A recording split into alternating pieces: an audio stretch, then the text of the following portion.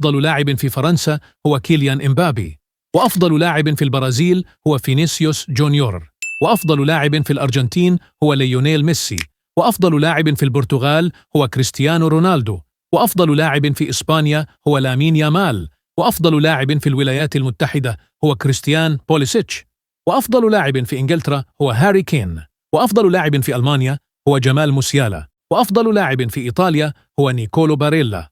وأفضل لاعب في هولندا هو فيرجيل فان دايك،